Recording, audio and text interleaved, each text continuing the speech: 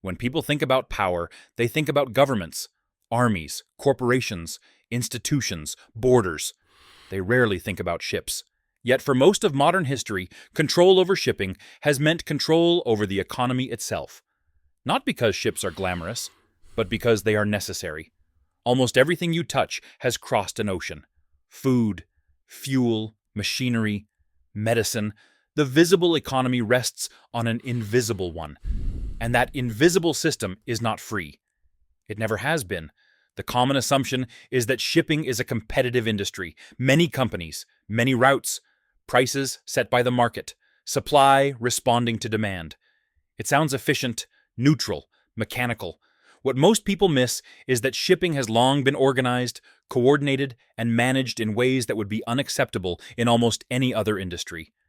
Not accidentally, deliberately. In the late 19th century, as global trade expanded, shipping companies faced a problem. Competition drove prices down. Margins collapsed. Routes became unstable. Too many ships chased too little cargo. The system threatened to destroy itself. So the industry adapted. Shipping lines began to cooperate. They formed agreements. They fixed prices. They divided routes. They regulated capacity. They punished defectors. These arrangements were called conferences. They were presented as stabilizing mechanisms. In practice, they were coordination structures. The goal was not efficiency, it was endurance. This is the structural origin of modern shipping power.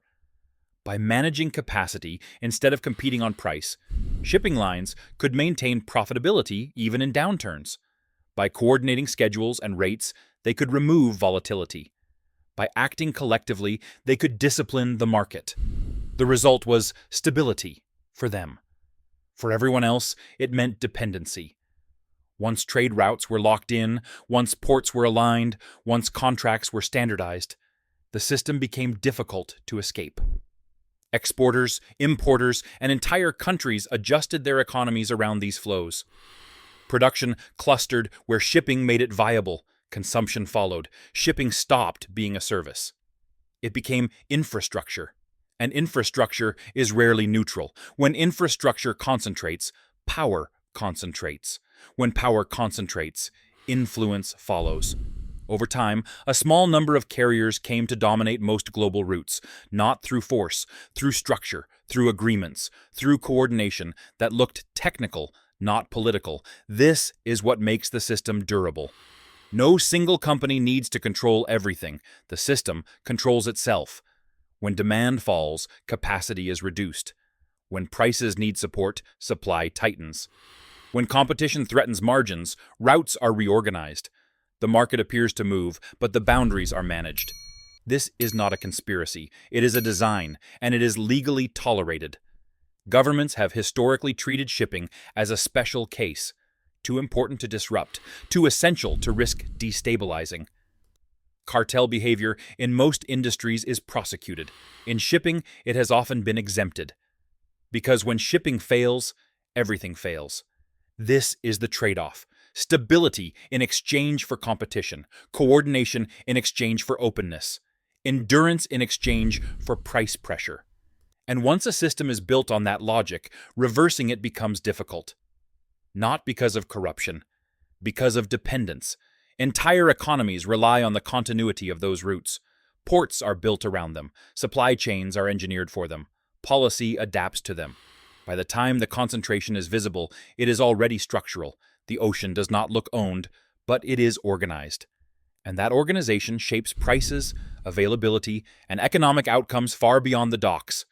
This is not the story of a cartel, it is the story of an infrastructure that learned how to survive. The power of shipping does not come from size. It comes from position. Shipping companies do not need to own factories. They do not need to own resources. They do not need to control consumers. They sit between all of them. They control movement, and movement is where value becomes real. This is the structural advantage. When production expanded in Asia, shipping lines expanded with it. When consumption concentrated in the West, shipping aligned around it. The industry did not choose sides. It positioned itself in between. That is where leverage lives. Over time, this positioning created a form of quiet authority. Ports reorganized around shipping schedules. Warehouses adjusted to container cycles. Retailers built inventories based on maritime reliability. The system became synchronized. Once synchronized, it became dependent. This is how logistics becomes power. The modern container did not just make shipping faster, it made it standardized. Predictable, programmable. Cargo could be moved like data. Routes could be optimized. Capacity could be calculated. The industry became technical, not chaotic. And technical systems can be managed. This is where coordination becomes invisible. Alliances replaced conferences. Agreements replaced price wars. Capacity was shared. Routes were pooled. Risk was distributed. To the outside world, it looked like efficiency. To the system, it was control, again, not through force, through structure. A small number of global carriers now move the majority of the world's goods, not because they are the only ones capable, but because scale reinforces itself. Bigger fleets mean better contracts. Better contracts mean more volume. More volume means lower costs. Lower costs push competitors out. This is not predatory behavior. It is cumulative advantage. And cumulative advantage hardens into dominance. Once dominance is established, the system behaves differently.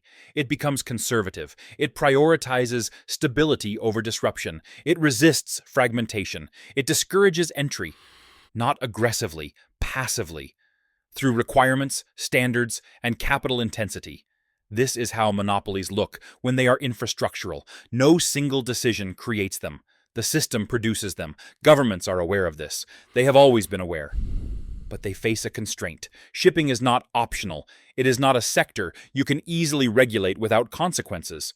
Disrupt it, and prices spike. Supply chains break. Inflation follows. Political pressure rises. So policy adapts. Exemptions are granted. Coordination is tolerated. Consolidation is approved, not because it is ideal, but because it is survivable. This is the endurance logic again. The shipping system is not designed for fairness. It is designed for continuity. And continuity matters more than competition when the system underpins everything else. This is why shipping companies can post extraordinary profits in times of crisis. When capacity tightens and demand surges, the system does what it was built to do: protect itself. Rates rise. Access becomes scarce. Priority goes to those with scale and contracts. The market does not correct. It hardens. Because the system is not a market in the classical sense. It is an infrastructure network.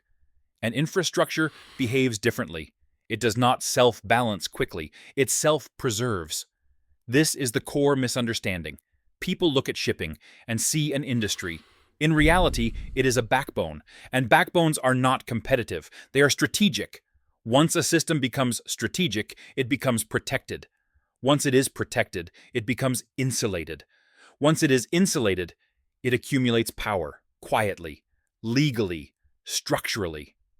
This is why the shipping system is rarely challenged, not because it is feared, but because it is necessary. And necessity changes the rules. The ocean looks open, the system that moves across it is not.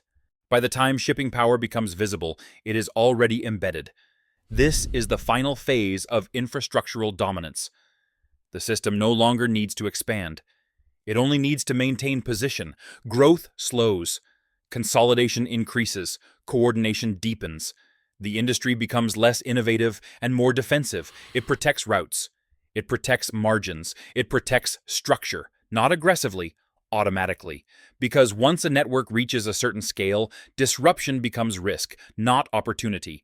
The priority shifts from competition to continuity, from growth to preservation. This is where shipping now exists. A small number of global alliances move most of the world's cargo. They share vessels. They share routes. They share capacity. They reduce uncertainty for themselves by reducing options for everyone else. This is not collusion. It is convergence. When systems optimize for survival, they begin to resemble each other. The result is a market that appears open but behaves closed. New entrants face capital barriers. Ports are optimized for existing carriers. Contracts favor scale. Schedules favor incumbents. The structure reinforces itself. This is how infrastructure hardens. And once hardened, it becomes difficult to challenge, not because it is illegal, but because it is indispensable. Governments understand this. That is why shipping has long enjoyed special treatment, exemptions from antitrust rules, regulatory tolerance, diplomatic protection, not as a favor, as a necessity. Because when shipping stops, economies stop. This is the quiet leverage. Shipping companies do not need to lobby aggressively. They do not need to threaten. Their importance is implicit. It is built into every price, every shelf, every supply chain. The system does the work for them. This is the hallmark of mature power, not visibility, embeddedness. And embedded power does not need to announce itself. It simply persists. This is why moments of crisis reveal more than moments of growth. When the system is stressed, its priorities become clear. Capacity is rationed, rates rise, access narrows. Those with contracts are protected, those without are exposed. The system defends itself first. This is not cruelty, it is design.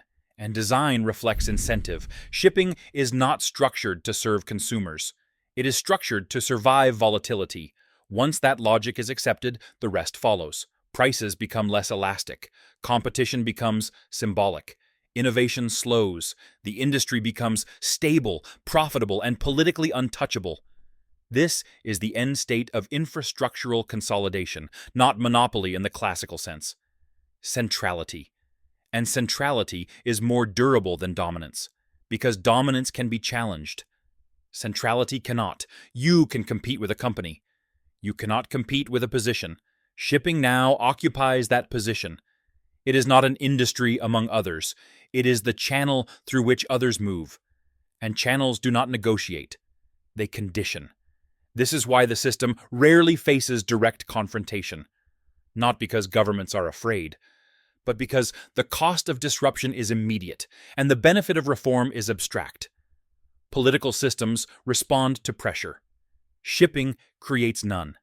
It absorbs it. That is the final structural advantage. When power becomes quiet, it becomes stable. When it becomes stable, it becomes permanent. This is how an invisible empire endures. Not through force, through function. And function, once normalized, is rarely questioned. The ocean looks free. The routes across it are not.